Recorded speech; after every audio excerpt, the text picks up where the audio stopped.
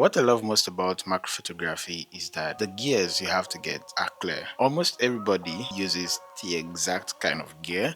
It may not be the exact model, but identical lenses, identical cameras, just identical setups. And that makes it very easy, unlike other genres of photography like portrait photography, street photography, where there are diverse gears. And the reason why it's so in macro photography is just because one camera brand stands out. And no, I'm not an OM System Cameras ambassador that I'm like plugging them on right now, but everybody just sees the need to have a micro four thirds camera, which gives you 2x extra magnification compared to other formats, and at the same time gives you autofocus bracketing feature. So this, when you just look at all of this, it makes gear in macro photography very straight to the point, because you could just look at what other people are using and know, okay, fine, this should be what I shop for. But then at the same time, unlike other genres of photography where all you need is a camera body and a lens to get started, in macro photography, it's a bit different because your camera body and your lens, though essential, well, you just can't get started with them and achieve pro level results. Of course, you're going to achieve some good pictures that you're going to love, but if you really want to like get serious with it, I mean, it's going to be limiting. It's going to not let you show your full potential as a macro photographer. So you're going to need extras, and these extras, though not as expensive as your expensive body and expensive lens, they're what will take your photos from like good to great.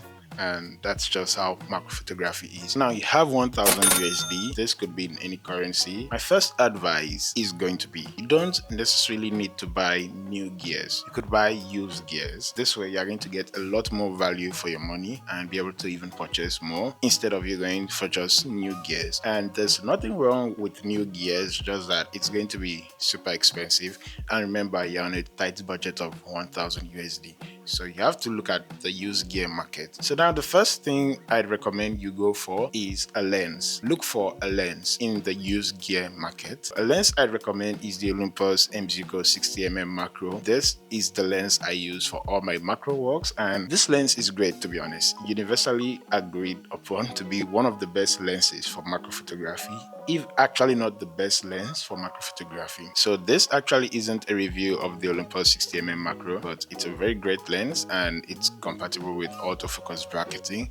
It's weather sealed, it has quick autofocus, it's lightweight, and that means it's not going to give you any problem carrying around. It's just a lens you're going to enjoy, and it's suitable if you want to try it on other genres of photography like portrait, street, and all of that. Remember, you're getting a 120mm equivalent field of view, so that is an advantage. So yeah, this is a lens I'd recommend, and you can get this lens in the used market for 300 USD to 400 USD. I guess you could even get a new one at 400 USD if you find good deals. So now 1000 USD, we've subtracted 400 USD, and that has gone on lens, Olympus 60mm macro. We are now left with 600 USD. Is it going to do it? Let's find out. After getting a lens, the next most important thing you have to get is a camera body. And what camera body are you going to get with just 600 USD, and you still have to get other things for you to get started? So I recommend Olympus EM5 Mark II. You can find this in the used gear market, and I believe even though it's going to be rare to find a new one, you could still find a new one.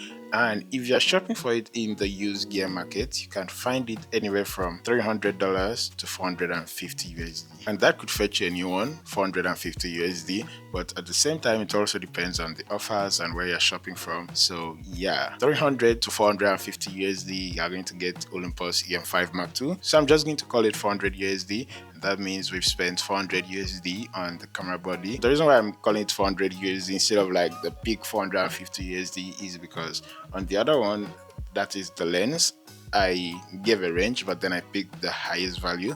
So we are going to keep it this way so that it's going to be very realistic, and just so you don't end up budgeting and having to spend more than what you budgeted for. So 400 USD. Now, why do I recommend the Olympus EM5 Mark II? This is the camera I started with, and up until late 2024, all my photos were taken with that camera. So the result I got were just a combination of the EM5 Mark II and Olympus 60mm macro. That camera did excellently, like top level, to be honest. Just like the 60mm macro, the camera is weather sealed, and having a weather sealed body and a weather sealed lens, I mean, that's just, you know, That's a bomb.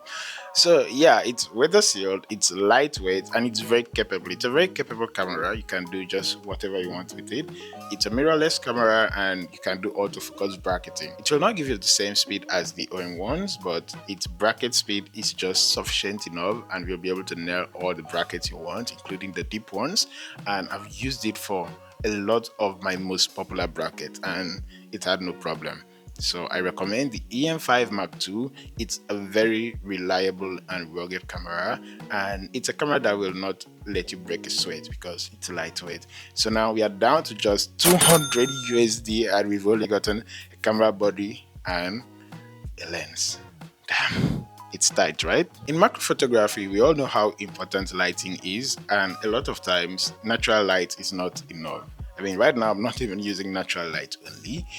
And it's not just the fact that natural light may not be enough sometimes, but sometimes you are not even going to get natural light. And that is if you want to try night macro photography. So you need artificial light. You need a flashlight that you are going to mount on top of your camera. And I think if I want to go with the model I use, it's going to be, let's say, above 100 USD. And remember, we are on a budget, so I guess we have to start somewhere low. So here's what I'm going to recommend. You could go for any kind of flashlight that's a speed light that is, should I say, 50 USD or below. You're going to find such options in the market. Let it just be a type that is going to be compatible with Olympus or M system cameras. So often that should have an O at the end. For example, Godox V350 O, which stands for like Olympus cameras and then Panasonic cameras. If you can get such a flash or even a new one, just depending on your budget and just let's say how far you want to stretch, it's really going to help you in macro photography because lighting is important and you need to get clean results because I mean everybody loves a clean image. You don't always have to bump up your eyes for macro. So that is what I'd recommend. Now we are only left with 150 USD. We've spent 850 USD and we haven't even gotten to cards because I mean without cards you can't take pictures. So yeah, that's it. I mean, you can spend another 50 USD on cards, SD cards, I mean, just so you don't get the wrong kind of cards. You can spend it on SD cards, lens cleaning cloth, and just any other tiny accessories you're going to need. And by tiny accessories, I don't think a tripod is part of it. And yeah, I mean, you can do it handheld, and for a lot of times, especially for beginners, I recommend you start handheld because if you start with a tripod, man, it's going to be a slow learning curve and you may just never outgrow it. So start handheld, you don't need a tripod. So 50 USD gone again, and now we are left with just 100 USD. Now, what is going to eat up the remaining money? We are left with 100 USD now, and well, spoiler alert, just the flash won't give you the result you desire because first it's going to be harsh, second it's going to lack direction. So the 100 USD is going to go towards a diffuser, and for me I use a SignoStick diffuser and that is what I recommend. Oh, and actually, good news. I mean, you don't have to spend 100 USD on the SignoStick diffuser if you are buying through the link in my description or the link in my comments. That's because you are only going to pay 90% of the price, and the 10% is more like a gift from me to you. Yeah, so that way you're able to save a little bit more money and use it for other things. And yeah, a diffuser is essential in macro photography.